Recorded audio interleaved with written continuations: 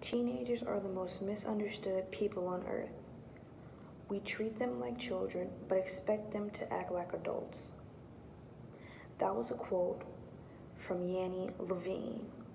Today, I would like to explain how parents can prevent bad habits in adolescence in 3 different steps.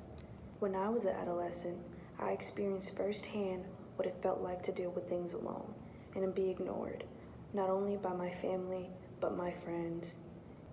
And it was hard to talk to my parents about things because I already knew I was unable to confide in them.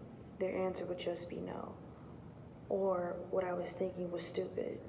And so this took a huge toll on me, where I developed a bad habit, which was anger issues. I was mean and pushed my close ones away.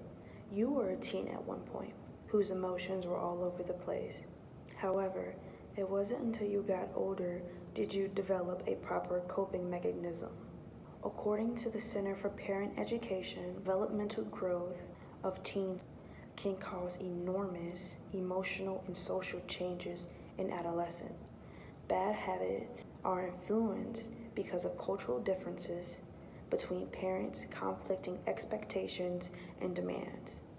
Primitive cultures have similar changes with adolescents. However, they do not have the same characteristics with teens in this society. Puberty in a primitive culture is one step closer to adulthood. In this society, puberty is a recognition of sexual development and recognition of maturity, determining when teens can drive, be out past curfew, or marry without parent consent. Parents often present conflict versus demand. At times, they try to control teens by making decisions for them, but at other times expect them to have adult attitudes and judgments. Okay, now that I have reviewed the differences between parent and teen adolescence, I will now overview teen development. Girls enter puberty between 10 and 14 years, which is 2 to 3 years ahead of boys. Early maturity causes girls to be self-conscious and embarrassed at first. By the 8th or 9th grade, their maturity can be a source of prestige. Early development in boys lead to athletic ability, girl attractiveness, and selective leadership in a peer group. Puberty is not a speedy process. Boys who develop late and girls who develop early have the hardest adjustments. Puberty not only affects changes at a time in the body, but so does the brain. A teen's brain is still developing and is in state of transition. The prefrontal, located in the front of the brain, is one area that is inside of higher level thinking and controls impulses. It allows a person to consider consequences, make decisions, and think critically. This way of thinking is not developed just yet in teenagers. A good reason as to why teens don't control their impulses is because they don't use their better judgment or think about the effects of their behavior. However, with the brain changing, there is an opportunity for growth, development, and maturity. I will now give an overview on how parents can support their teens. Step 1.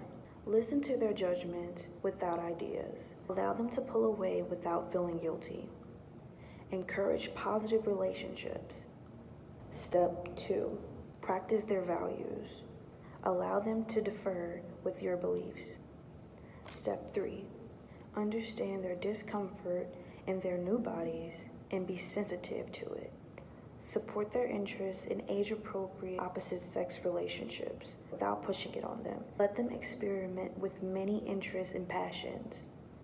Guide them in setting and meeting goals, whether those be short, medium, and long-term.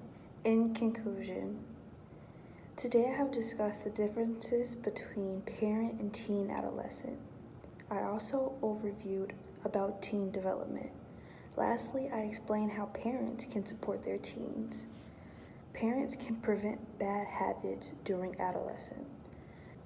In closing, parents can prevent their adolescent from developing bad habits just by supporting them and understanding their ideas. It'll go a long way and will build a better relationship with you and your teen. Thanks so much for watching. Have a good day, party peeps.